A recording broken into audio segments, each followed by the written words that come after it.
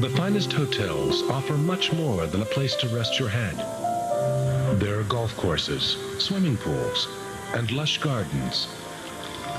And sometimes, there may be ghosts. Come along on a trip to England, where a fiery night in a country mansion ties a young maidservant to its passages. The hair on the back of my neck just raised up. This southern bed and breakfast is said to be home to a murderous spirit who lingers at the site of her unspeakable crime. There are some spirits that consider you an uninvited guest, and sometimes they let you know it. In Rhode Island, peering eyes from beyond keep watch as guests pass through their former home. They can be sitting next to you at dinner time. They can be going up the staircase with you as you're bringing in your luggage. Journey with us as we delve into a realm of fear, where phantoms haunt and terrifying tales come alive.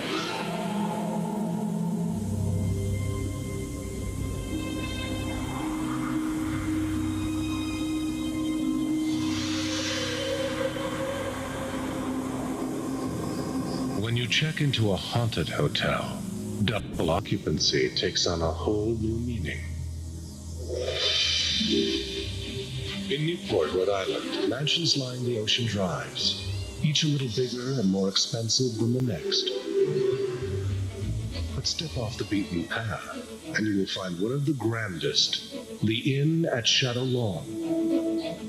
The innkeepers have named the mansion's 8 elegant guest rooms after 19th century writers, and they invite the public to pause and spend a night in this peaceful retreat. There, the private lives of those who lived and died long ago unfold once more. And according to some, spirits keep watch. Some of them are very unhappy that we're here. The story of one unhappy spirit goes back to Victorian days. In 1856, a wealthy man named Hamilton Hoppen built the home on the outskirts of town. The house is one of the first Italianate stick-style houses to be built in the United States. Its rarity made Shadow Lawn the object of much admiration. And some say that Hamilton enjoyed showing off his fine house, lording it over his younger brother, Thomas. What would you like me to do about that? What? Jealousy finally drove the two brothers apart. Absolutely. But perhaps not forever. A century after both brothers were dead and buried, the innkeepers tried to find a picture of Hamilton, the house's original owner, but had no luck. Instead, they acquired a painting of the younger brother, Thomas, and hung it in Shadow Lawn, his proud big brother's old home. It's right on the staircase as you go in. It's quite impressive. He looks like he owns the world, not to mention the Inn at Shadow Lawn. Perhaps it was the painting that awakened a long-dead rivalry. The innkeepers believed that at the very moment the image of Thomas was hung, Hamilton Hoppen sent an angry message. When we put his picture up, all the clocks in the house turned back an hour. It was uncanny. Unbelievable. Every single clock in the house. To me, it seemed like going back in time. The innkeepers quickly discovered that Hamilton and Thomas had never buried the hatchet. There was a very heaviness to the room at the time, and we felt the coldness.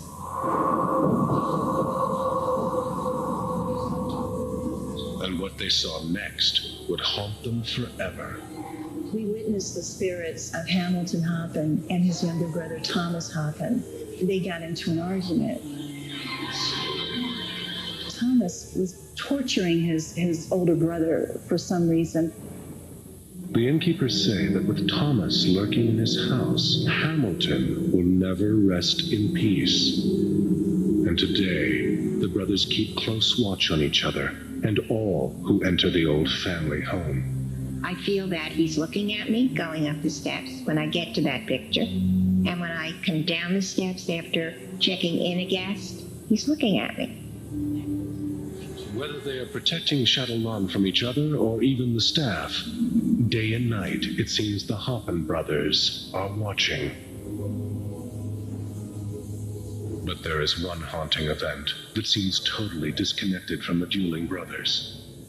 There are also other spirits here at the Inn at Shadow Lawn that are here because they have no other choice. Each night, during the month of June, the innkeepers go to bed asking themselves one question. Will tonight be the night when she returns? There is no way of knowing which warm night she will pick and what she will destroy. Every June, objects in the front hallway are found smashed violently on the floor. And most recently, Shadow Lawn guests woke up in the middle of the night to the sound of something shattering. Our grand mirror came crashing down into the hallway. It must have been 2:30 in the morning. But who is the angry specter behind this mischief? The story of the spirit dates back to 1913.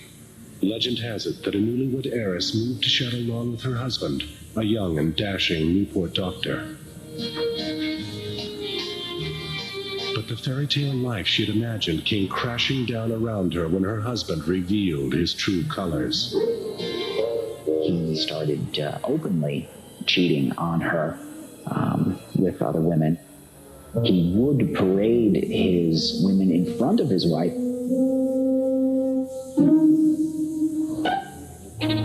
With his wife's money, the doctor bought one of the first horseless carriages. At first, when it was purchased, he would take his wife out, but that became less and less. It was more of a time to flaunt and philander around with his other ladies.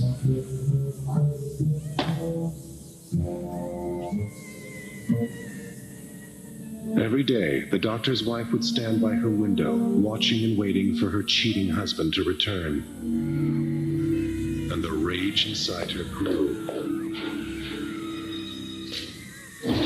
Then, on a balmy day in June, the doctor returned home from one of his frequent afternoon trysts. But this time, there was a figure waiting in the bushes.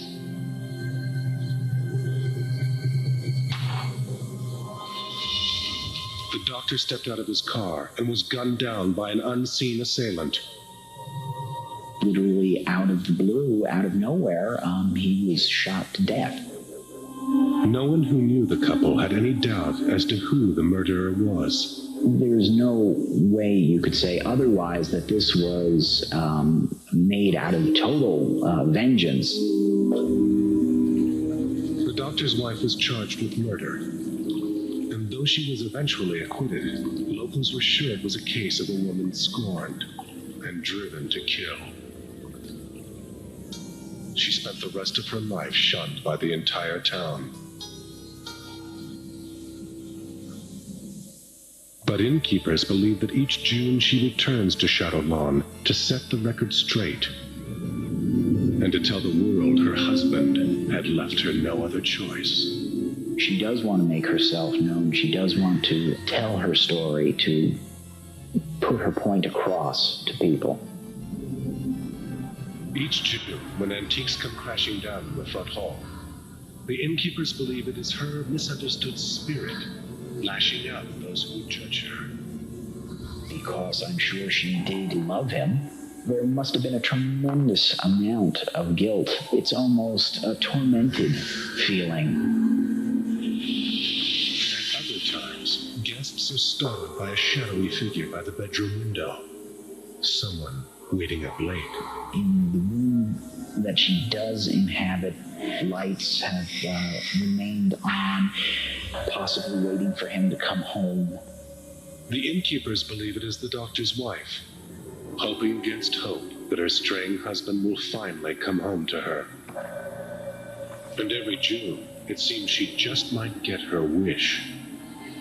Once a year, a horse's carriage would come up into the driveway, and somewhere along the driveway it would vanish. Since he never made it home, this is his way of finally making it home. Some feel the inn at Shadow Lawn is full of spirits. They can be sitting next to you at dinner time. They can be going up the staircase with you as you're bringing in your luggage. But consider yourself warned. Ghosts have their own ways of letting you know they were here first. There are some spirits that consider you an uninvited guest in their home. And sometimes they let you know it. Coming up, amid the fruitful vineyards of California's wine country, two lovers search for each other from beyond the grave. And when we return, guests at this luxury New Hampshire resort speak of a visitation in the dead of night. She looked down the long hall, and she said there was a perfect white trout.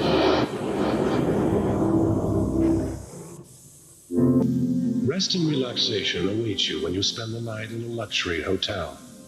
But if the hotel is said to be haunted, you might not be the only one to make yourself at home. The White Mountains of New Hampshire are a favorite spot for tourists who want to get back to nature. And for many of them, the perfect retreat is the Mount Washington Hotel and Resort. Guests have been checking into the hotel's 300 rooms for just over a century. We're located right at the base of Mount Washington. We're really lucky here because the mountain acts as a real buffer for us and sort of protects us from the winds. So things are pretty calm. But late at night, the calm is broken by reports that things are not quite as peaceful as they seem. And she walked straight up to me and she looked me in the eye and she said to me, "Is this place haunted?" When Mount Washington first opened its doors, its graceful combination of fresh air and world-class luxury attracted America's elite, the Vanderbilts, Astors, and Rockefellers. But it was the hotel's proud hostess that ensured such high society clientele would return year after year. Her name was Carolyn, and some say, though she died long ago, she plays the hostess still.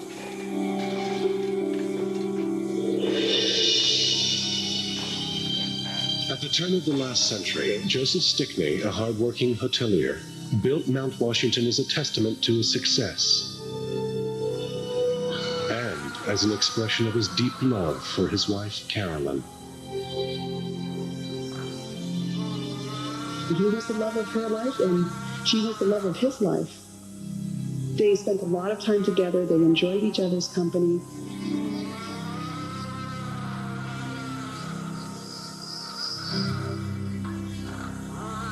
Their love flourished at Mount Washington. And while Joseph took care of the business affairs, Carolyn played the gracious hostess to society's elite. One of the things that she was very well noted for was somehow she always managed to be the best dressed. She always wore the finest jewels. Outdoing the wealthiest women in the world wasn't easy, but Carolyn had a secret weapon. Each night, she stood out of sight on the balcony for a sneak preview of her guests' elegant evening attire. From the balcony, there's a view of the grand staircase. Now, Carolyn had a perfect view of all the ladies coming down for dinner. Carolyn would choose her wardrobe only after taking note of the other women, and her grand entrance always turned heads. But Carolyn's enjoyment of her public duties as hostess could never compare with the quiet passion that filled her private life. After tending to their guests, Joseph and Carolyn always dined alone by candlelight. And like young lovers, they would end each evening with a dance in the ballroom.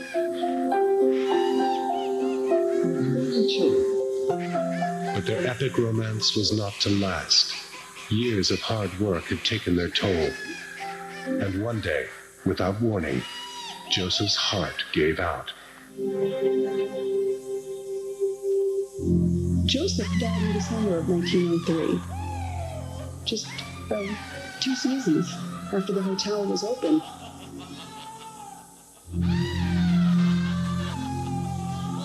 Though the passion that had filled Carolyn's world was gone, she chose to stay where she and Joseph had been the happiest. She would still be seen wandering the property and doing the things that they enjoyed together.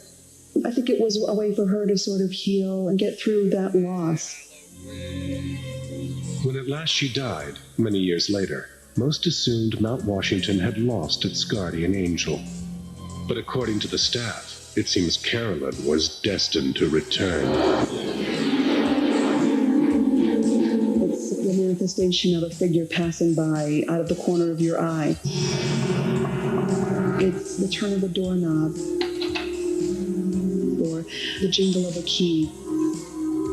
It's just these little signs that let us know that Carolyn's around. But many of Carolyn's signs are not so subtle. Late one night, a hotel guest said she received a very disturbing visit. About 2 o'clock in the morning, she heard a light knock on her door. When the guest answered the door, it appeared at first as if no one was there. But when she stepped into the corridor, she saw something that made her blood run cold. She looked down the long hall, and she said there was a perfect white shroud, and it just was moving at a steady pace. Locals say Carolyn has never left Mount Washington and has never let go of her old habits.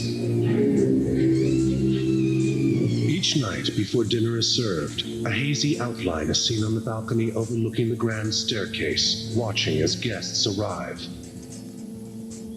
Night staff at the hotel say they've traced the sounds of a romantic melody wafting through the halls, only to find the tune transcends both space and time. It wasn't a song I recognized, but it was a melody.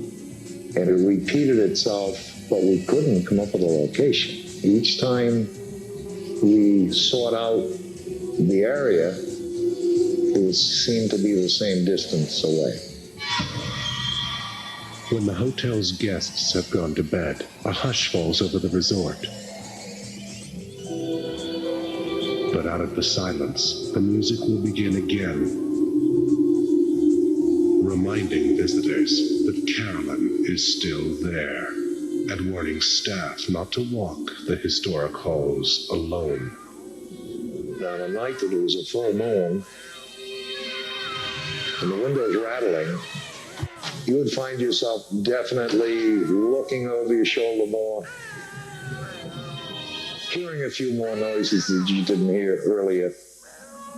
And one night, on a routine security round through the hotel, Fred Hollis had a brush with more than just music. As he walked towards the ballroom, the chandeliers above him began to tremble.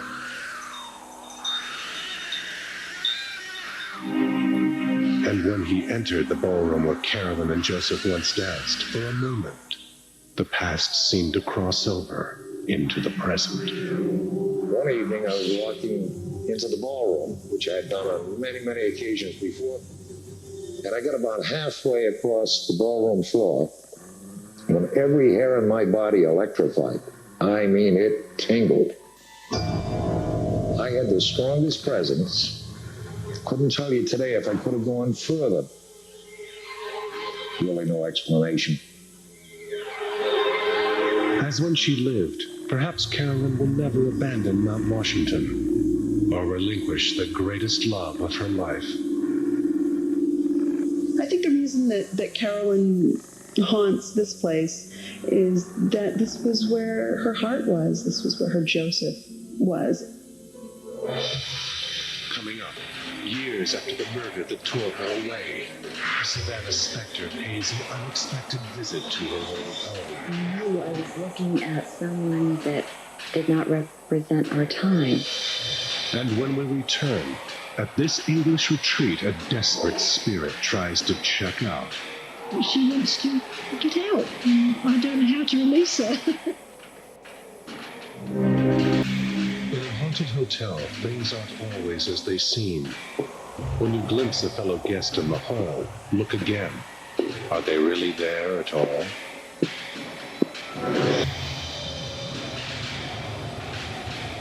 In the shadow of England's Windsor Castle, where tourists flock to catch a glimpse of royalty, there is a forest alive with spirits. The woods here are scattered with the bones of those who met untimely and violent ends. It's a very historic area. So severe were some of the laws decreed by the monarchs that many tragedies happened in the forest. When the sun goes down, locals believe unmarked graves open wide and tortured souls bemoan their ghastly deaths. They used to do terrible things to people, didn't they? So you can imagine that people came back and haunted people because of their atrocities.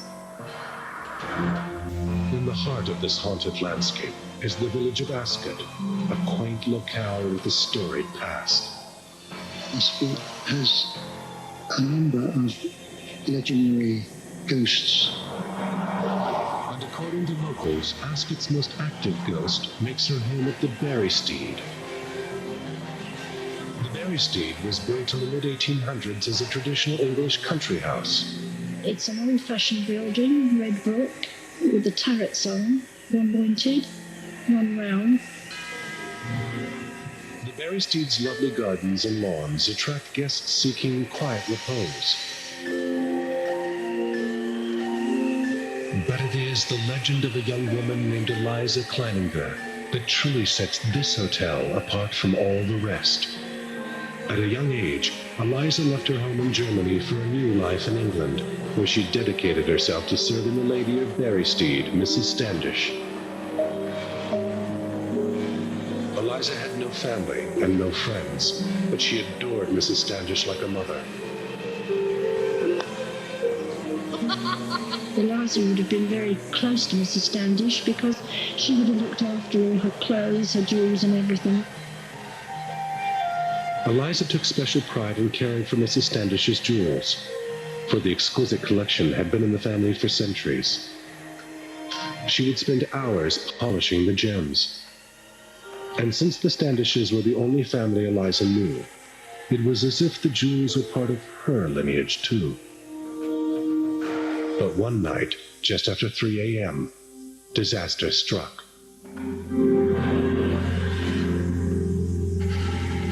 don't know how the fire started, but the place must have been well alight. There were no fire engines and fire alarms in those days. Mrs. Standish and Eliza got out in time, but their home was engulfed. And as Berystede burned before Eliza's horrified eyes, she suddenly thought of Mrs. Standish's jewels trapped in the fire. Hundreds of years of the family's heritage would be lost forever. In a split second, she made a rash decision that would cost her far more than diamonds and gold. She went back into the blaze.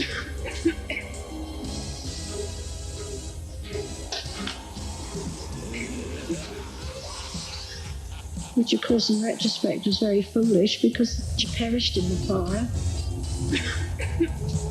Eliza was overcome by smoke on her way out of the house. She died at the base of the stairs, the door to safety just a few feet away. And from that day forward, Berystede lay still. The Standish family moved away, and the house stood empty for a long time because the legend of Eliza Koninger. But perhaps the house wasn't quite empty. Shortly after Eliza's death, locals spoke of seeing a ghostly form as they passed the Berystede on dark and foggy nights. And so, even after the home was restored, no one dared to purchase it for fear of awakening Eliza's spirit. Because if it was a ghost, people wouldn't have wanted to live in here. Never again was the building to be a private home. When the property was finally sold, it became a hotel. You come up the stone steps, you come into the lobby, And then there's a beautiful staircase, the original staircase in the building. The only physical evidence of the building's scarred history is a set of oddly mismatched turrets. One was consumed in the fire and had to be rebuilt. But the new owners quickly discovered that the Berystede contained one other reminder of that tragic night. Just after 3 a.m., the same hour that fire swept through the Berystede so long ago, the sound of rasping breath echoes through the halls.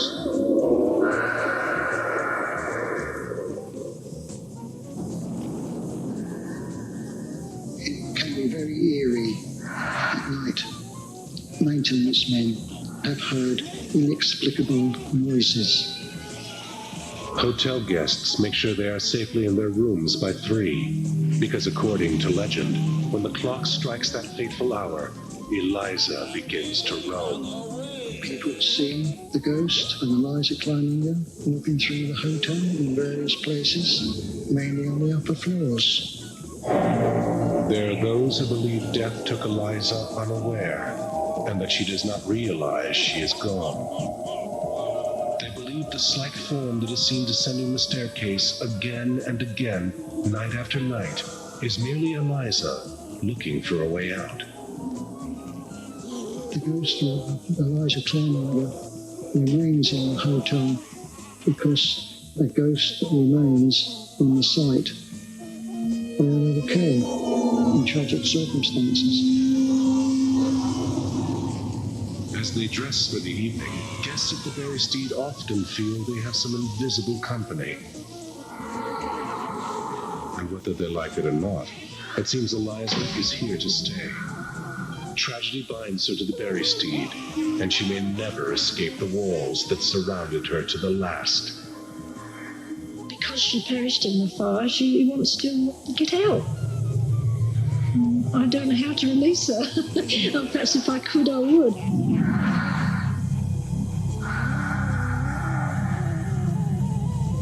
Coming up, a curious guest returns from the past. I was sitting by myself in the parlor, and I looked up on the stairwell and saw this girl. And up next, a decision made in desperation comes back to haunt an inn in California's lush wine country.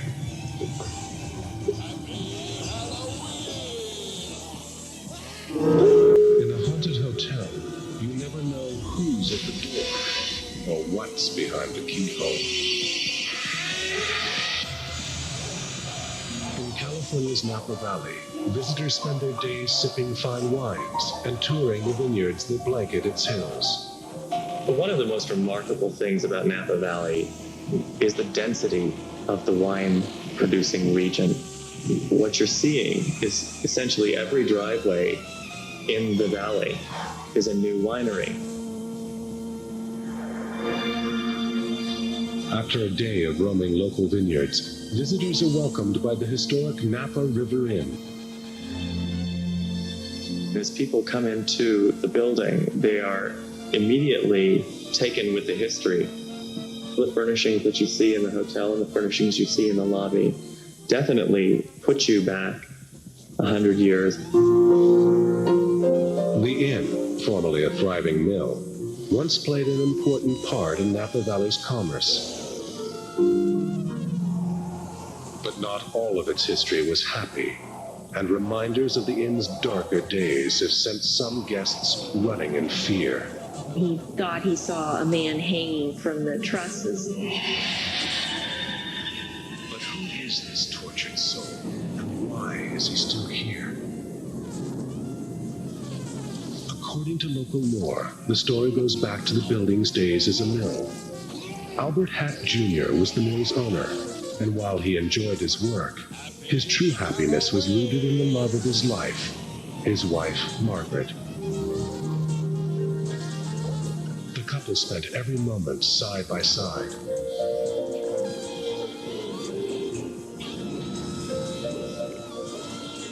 I envision Albert and Margaret spending time together and looking at all that they'd worked hard for and put together, But good fortune would soon run out for Albert, when life as he knew it began to unravel. There was a change in the Industrial Revolution. The steamship business started to decline. That started to turn the tide against the business. But Margaret remained Albert's constant ray of hope, and her love kept him from despair. But soon, even this anchor would begin to slip through his fingers.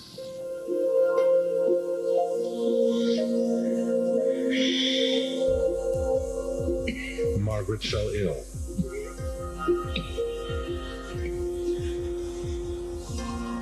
And the diagnosis was news that far eclipsed any business failure. It was tuberculosis. As Margaret suffered, Albert helplessly clung to her bedside.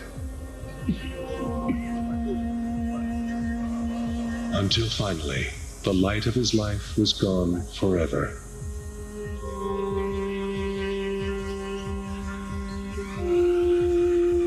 Once Margaret died, I think he lost all thought of continuing. I think he lost the desire to continue to live. With a heart too heavy to bear, Albert took fate into his own hands.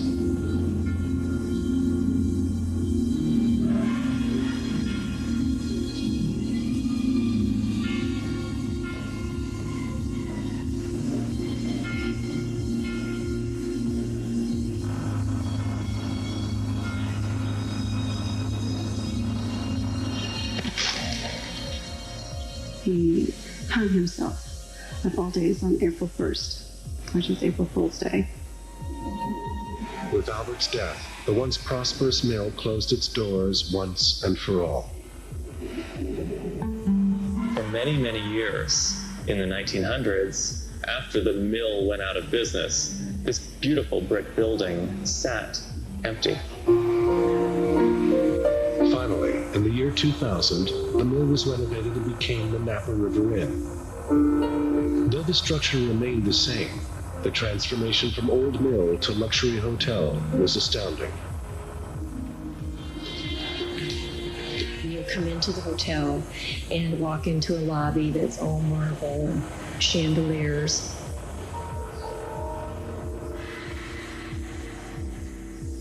But though the look has changed, some feel that there is more left over from the old mill than just the bricks. People have said that they felt things, they've seen things. There are hauntings here at the Napa River Inn. Napa Valley natives speculate about the two distinct presences that are said to roam the halls of the Napa River Inn, and always conclude that there are two souls forever intertwined that seek to be reunited. Albert and his wife Margaret have taken up residency here.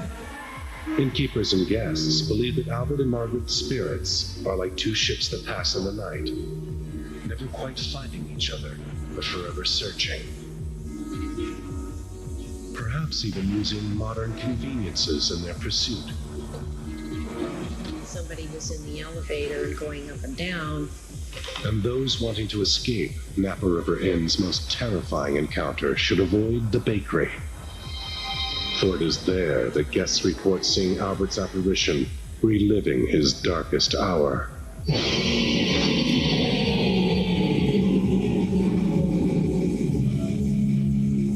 Staff say the past lives on in the Napa River Inn. But many hold hope that the ghosts of Albert and Margaret will someday find one another and remain together for all eternity. There are people destined to find each other and be with each other forever. When we return, midnight in this Savannah garden was no good, just evil, when a murderous spirit returns to the scene of the crime. When you hear a knock at the door in the middle of the night, don't bother with the peephole. In haunted hotels, security measures are no match for the uninvited. In Savannah, Georgia, travelers revel in the haunting beauty of the Spanish moss that shrouds the trees in mystery.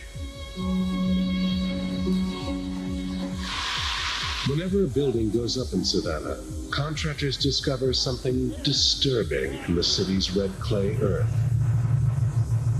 So just about anywhere you dig in the historic district, you're going to find human remains. Today, life goes on above this city of the dead, and travelers rest in Savannah's gracious homes and inns without ever knowing what or who may lie beneath.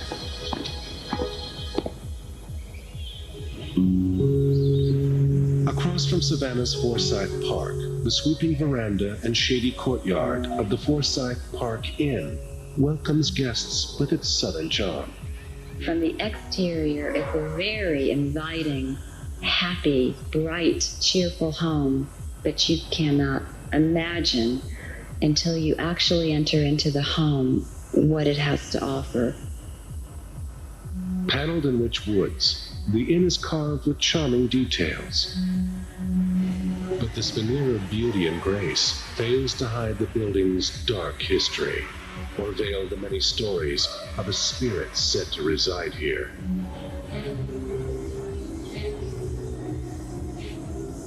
At the turn of the century, Forsyth was home to Aaron and Lois Churchill. Unable to have children of their own, the couple took in a young girl named Lottie and raised her like a daughter. In their home, Lottie enjoyed a life of comfort and privilege. And one day, the family made room for one more. Aunt Lois's younger sister, Anna, had fallen ill, and it seemed Forsyth would be the perfect setting for her recovery. Lottie was so fond of Anna, and they seemed to do a lot together. Anna was like the older sister Lottie never had.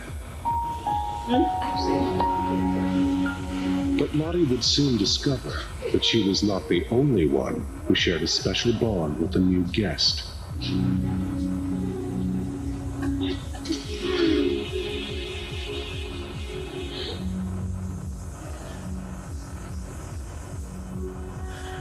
One night, Lottie was just walking about the house, and she found her Uncle Aaron, who was really like her father, embraced in this passionate kiss. And the woman he was kissing was not his beloved wife Lois, but her sister Anna. She was so taken back and so angered by it. She didn't understand what was going on. She was so frightened that it would just tear the family apart. Driven by a desperate need to protect her family, Lottie spent all night devising a rash plan. And the next afternoon at tea, she carried it out. A pinch of poison was all it took.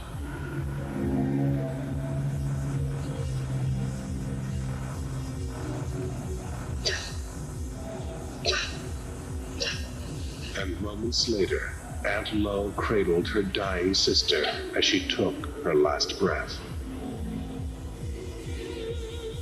Lottie's plan had worked, but her triumph would be short-lived.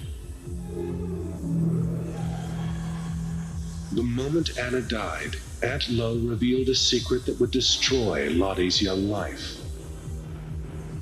Aunt Lo turned to Lottie and said, "This woman that has died is your mother." And from that moment on, Lottie's life was over as she knew it. Lottie had poisoned the mother she had never known.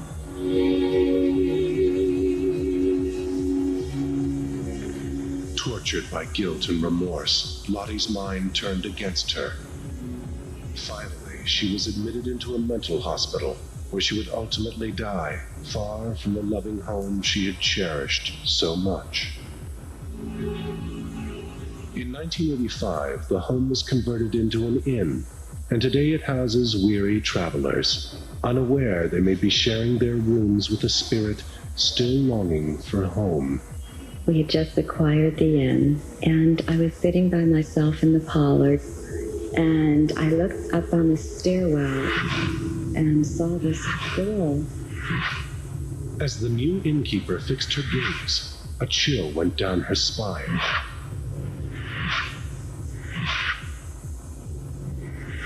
The innkeeper soon learned the story of those who had lived in the house before her, and realized the face she had seen on the staircase was that of Lottie.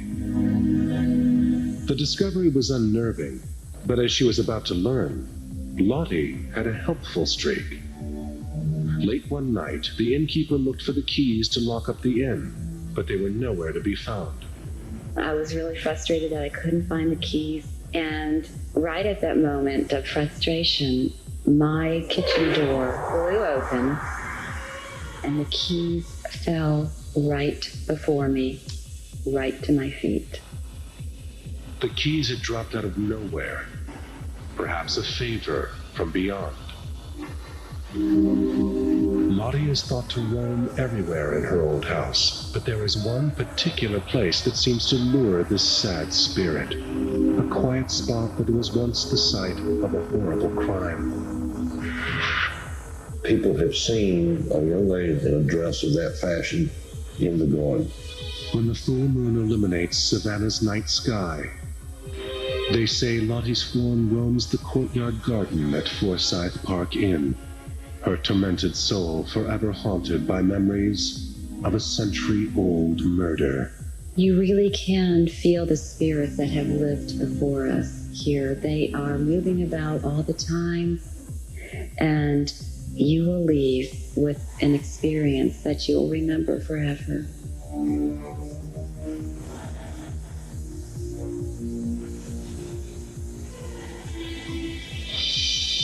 Skeptics claim that spirits are the figments of overactive imaginations. But those who have encountered visitors from beyond say that in a haunted hotel, fact can be much, much stranger than fiction. Especially older hotels are haunted because they've seen so many people cross through them. So many lives have been changed and so many things have happened. And so, if you find yourself sharing a room with something or someone you can't quite identify, think back to the ghost story you heard at the reception desk. Sleep tight.